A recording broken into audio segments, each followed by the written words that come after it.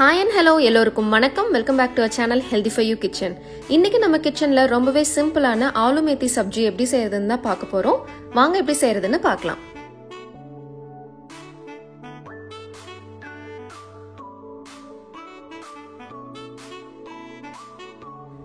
இந்த ஆலு மேத்தி சப்ஜி செய்யறதுக்காக நான் பேஸ் திக்கா இருக்கிற ஒரு pan எடுத்து வச்சிருக்கேன். இப்போ அது கூட 2 tablespoon ஆயில் சேர்த்திக்கலாம். Once oil நல்லா ஹீட் ஆனதுமே 1/2 teaspoon ஜீரகம் ஆட் பண்ணிக்கிறேன்.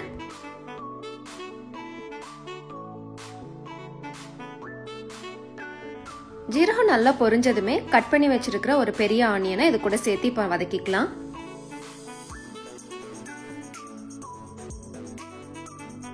Once ஆனியன் நல்லா டிரான்ஸ்பரண்ட் ஆனதுமே 1 tablespoon ginger garlic paste add பண்ணி அதையும் நல்லா வதக்கிக்கலாம்.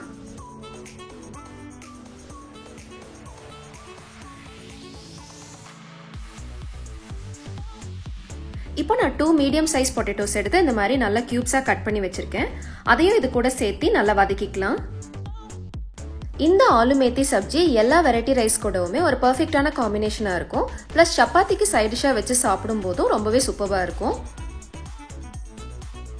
இப்போ இந்த மாதிரி லிட் வச்சு க்ளோஸ் பண்ணி ஒரு 10 minutes நல்லா குக் பண்ண விட்டுறலாம். அடிபிடிக்காம இருக்கணும்ன்றதுக்காக அப்பப்போ எடுத்து இந்த மாதிரி மிக்ஸ் பண்ணி கொடுத்துக்கலாம்.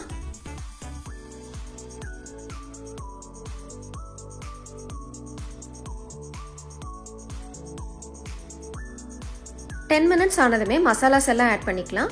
இப்போ 1 teaspoon red chilli powder, 3/4 teaspoon garam masala,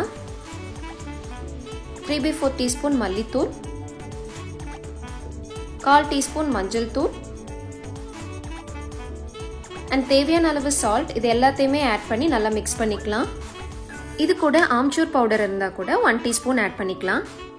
மசாலாஸ் எல்லாம் ஆட் பண்ணினதுமே ரா ஸ்மெல் போற வரைக்கும் ஒரு 5 minutes நல்லா குக் பண்ணிக்கலாம்.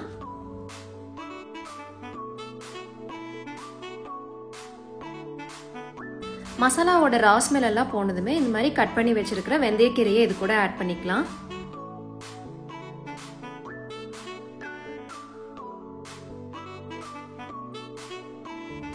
கீரை ஆட் பண்ணதுக்கு அப்புறம் ஒரு 5 minutes மட்டும் குக் ஆனா போதும். கீரைக்கு மட்டும் தனியா சால்ட் வேணும்னு நினைக்கிறவங்க இந்த ஸ்டேஜ்ல ஆட் பண்ணிக்கலாம்.